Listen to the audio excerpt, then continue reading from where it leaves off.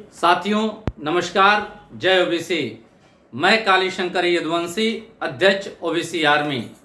साथियों, जैसा कि आप लोगों को पता होगा कि हमने जातिगत जनगणना को उत्तर प्रदेश में कराने के लिए माननीय हाईकोर्ट में इलाहाबाद हमने याचिका दाखिल की थी, जिस पर हाईकोर्ट ने दिनांक 7 अगस्त को उत्तर प्रदेश सरकार से 4 हफ्तों के अंदर जवाब मांग लिया।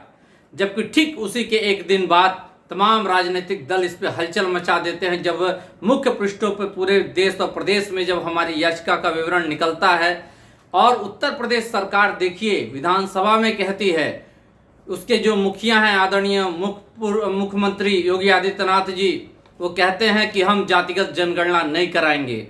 आखिर जातिगत जनगणना क्यों नहीं होगी?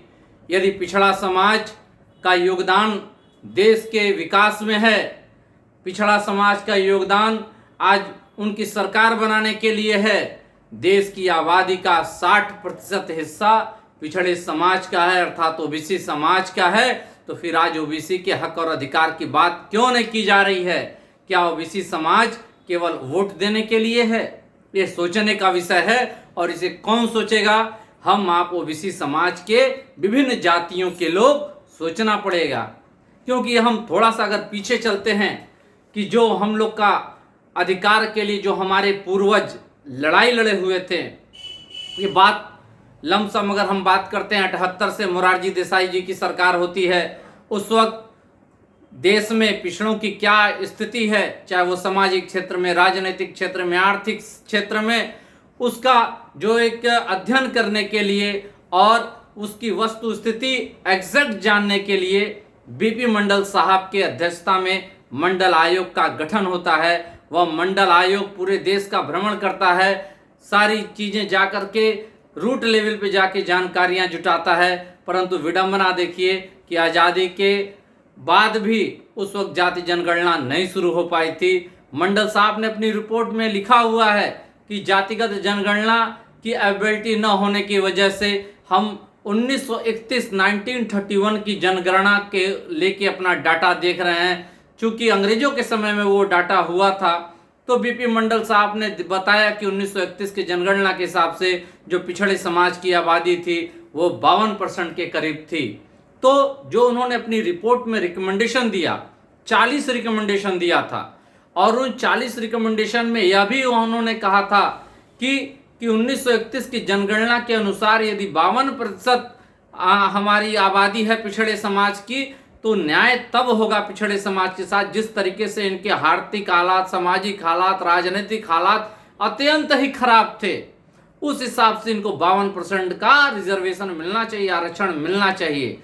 परंतु माननीय उच्चतम न्यायालय सुप्रीम कोर्ट ने पहले ही एक कैपिंग लगा रखी है कि 50% से अधिक आरक्षण नहीं हो सकता, और पहले ही ऑलरेडी 22.5% एससी और एसटी समाज को आरक्षण मिल रहा था। इस नाते केवल 27% का रिकमेंडेशन हो चुका। विडंबना देखिए कि 1980 में वो रिपोर्ट सौंपते हैं और 10 सालों तक वह रिपोर्ट लागू नहीं की जाती है, केवल सरकार के ठंडे बस्ते में पड़ी रहती है। वह 1990 में 7 अगस्त का दिन होता है जब भारत के तत्कालीन प्रधानमंत्री माननीय वीपी सिंह साहब ने शाम को अपने महामंत्रिमंडल की बैठक बुला करके उसमें से 40 रिकमेंडेशन में से 2 रिकमेंडेशन को लागू करने की घोषणा की गई। जो हमारे लोग 1990 में देखे होंगे कि जो किस तरीके से हमारे 27% आरक्षण का विरोध हुआ था पूरे देश में, किस तरीके से बसों को जलाया गया था, किस तरीके से सरकारी संपत्तियों को क्षति पहुंचाई गई थी, और ऐसा लग रहा था कि अब ओबीसी समाज का कोई हक ही नहीं बनता है। परंतु संविधान की शक्ति को देखिए कि न्यायालय से जब हमें हुआ कि यह उचित है, तो 93 में यह आरक्षण जाकर के लागू हो सका। मगर विडंबना यह भी देखिए कि साल 2019 में ईडब्ल्यूएस के अंतर्गत सवर्ण समाज को 10% का आरक्षण दिया जाता है, वो भी संविधान को संशोधित करते हुए जाता है। उस वक्त पिछड़े समाज ने इसको कोई लेकर के हल्ला दंगा नहीं मचाया, और यहाँ तक जो राजनीतिक पार्टियां थीं, चाहे वो समाजवादी पार्टी थी, चाहे वो बहुजन समाज पार्टी थी, चाहे वो कांग्रेस थी, या अन्य जितनी जो जातियों की पार्टियां आज बन गई हों, चाहे वो निषाद की पार्टी हो, पटेल की पार्टी हो, मौर्य की पार्टी हो, राजभर की पार्टी हो, सारी पार्टियां थीं, मगर किसी ने इसका प्रतिकार नहीं किया और ना ही 52% आरक्षण की बात की। यह विडंबना है कि आज हम लोग चिल्ला रहे हैं, कोर्ट से लेकर, जमीन से लेकर के, सड़क से लेकर के संसद तक भी आवाज उठ रही है, विधानसभाओं में आवाज उठ रही है कि जाति जनगणना लागू की जानी चाहिए। क्यों लागू की जानी चाहिए? एक मैं वानगी भर देता हूं कि जो 60% आबादी है देश का, पिछड़ा समाज ओबीसी जो है, आज देखिए सुप्रीम कोर्ट में हमारा मात्र एक न्यायाधीश है। हमारा वहां राइट ऑफ रिप्रेजेंटेशन कहाँ है?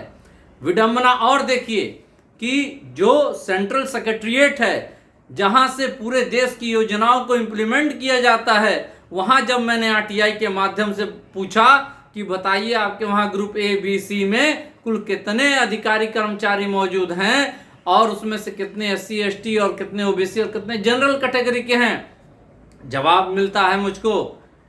पिछड़ा समाज इसको लेकर के बहुत दुखित हुआ। इस जवाब को देख करके हम लोग खुद दुखित हुए, क्योंकि जो डाटा या जो जवाब दिया गया आरटीआई के द्वारा मेरे, बताया गया 79 अधिकारी हैं ग्रुप ए में, उसमें से 6 मात्र SC ST के हैं। और यह घोर विडंबना होगी आपको सुन करके कि ओबीसी की संख्या 0 थी, तो आप समझ सकते हैं कि किस तरीके से हमें न्याय मिल रहा है।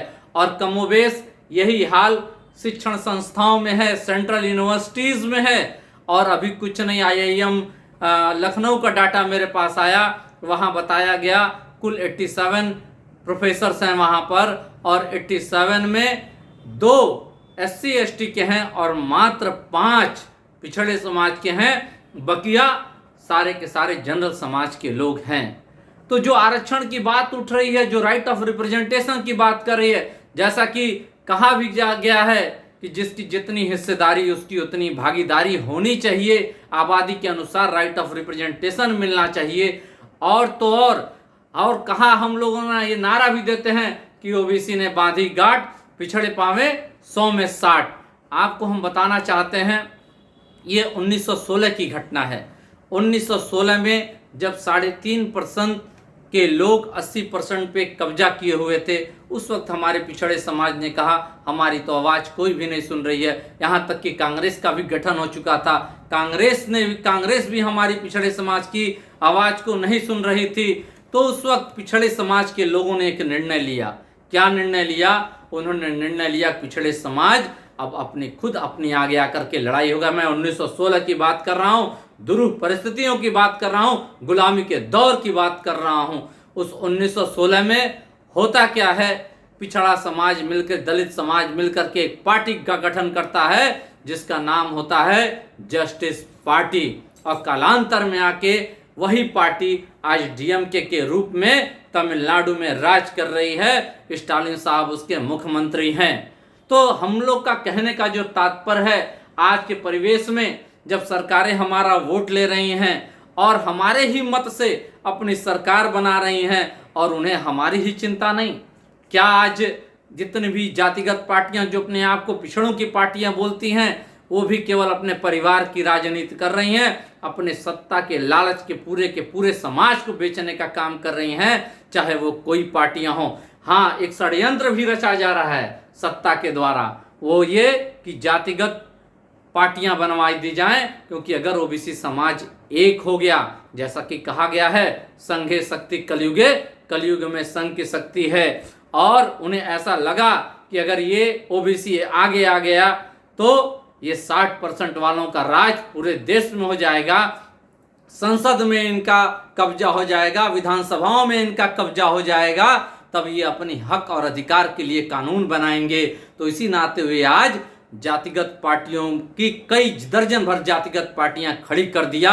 डिवाइड एंड रूल इनका मकसद कहीं ना कहीं है, मगर हम अब ओबीसी समाज के लोगों को समझना पड़ेगा। ये बहलाया जाता है, भड़काया जाता है, कभी धर्म के नाम पर, कभी जाति के नाम पर, मगर अब हमें अपने बच्चों के अधिकार के लिए बात करनी होगी, अपने भविष्य के अधिकार के लिए बात करनी होगी। और वो बात यह होगी कि हम अब इनके बहकावे में नहीं आएंगे और ओबीसी समाज आगे आकर के आपस में जो हम लोग में डिवाइड एंड रूल करा गया, आपस में हमें अपनी एकता बढ़ानी होगी, हमें आपस में संवाद करना होगा और अपने निजी स्वार्थों का त्याग करते हुए समस्त ओबीसी जातियों को एक गुलदस्ता के रूप में बंद करके पूरे देश में इसकी खुशबू और ओबीसी अधिकार की खुशबू लहरानी पड़ेगी। और हमारा आह्वान है आप सभी से कि आप अब आगे आ जाइए। और हमारा एक प्रश्न भी है कि जिस तरीके से 1916 में अगर जस्टिस पार्टी का गठन हुआ, क्या ओबीसी समाज के लोग आगे आकर के अपनी खुद की पार्टी क्यों न गठित कर लें और इसमें ओबीसी के अधिकारों की ही लड़ाई केवल होगी और ओबीसी समाज की ही केवल वो पार्टी होगी। और यदि आप लोगों का सहयोग और समर्थन हो, क्योंकि जब दिल्ली में हम लोगों ने 6 राज्यों के पिछड़े समाज की बैठक किया था, जिसमें तमिलनाडु के लोग थे, मध्य प्रदेश के लोग थे, बिहार के लोग थे, उत्तर प्रदेश, हरियाणा, दिल्ली के लोग थे, वहां निर्णय हुआ कि क्यों ना हम लोग जस्टिस पार्टी की तरह एक ओबीसी समाज की पार्टी बनाया जाए जो ओबीसी अधिकारों के लिए काम करे। मगर ओबीसी समाज को भी यह सोचना होगा कि अब हमें जातियों में बट के नहीं, क्योंकि अलग अलग रह के हमें विखंडित और तोड़ने का काम करके कुछ मुट्ठी भर लोग राज करने का काम करते हैं। आज विधानसभा में जिस तरह साफ उत्तर प्रदेश सरकार ने कह दिया कि हम जातिगत जनगणना नहीं कराएंगे, तो ये क्या दर्शाता है कि हमारी क्या हैसियत है। हमारी हैसियत उनकी नजरों में कीड़े मकोड़ों की है। हम केवल कर्मशील लोग हैं, काम करने वाले लोग हैं, वे हमें कामकाजी मानते हैं। जबकि सच अगर देखा जाए, अगर जितनी पिछड़ी जातियां हैं, अपने राजाओं महाराजाओं का प्राचीन इतिहास देखिए, आप ही राज करते थे, मगर कहीं ना कहीं केवल आपके लाठी के बल पर लोगों ने राज किया, हमें लड़ा करके भड़का करके राज करने का काम किया। तो आप सभी से हमारा हाथ जोड़ करके पूरे ओबीसी समाज की समस्त जातियों से निवेदन है कि अब ओबीसी समाज के हक अधिकार के लिए आगे आए और जो हमारा 60% का हिस्सा है उसको हर हालत में लेने का संकल्प करें, चाहे इसके लिए हमें कोई भी कुर्बानी देनी पड़े, क्योंकि बाबा साहब अम्बेडकर का हथियार संविधान हमारे हाथ में है और उस संविधान के अंतर्गत लोकतांत्रिक तरीके से हम आगे बढ़ते हुए अपने हक अधिकार को छीनने का काम करें। जय हिंद, जय ओबीसी।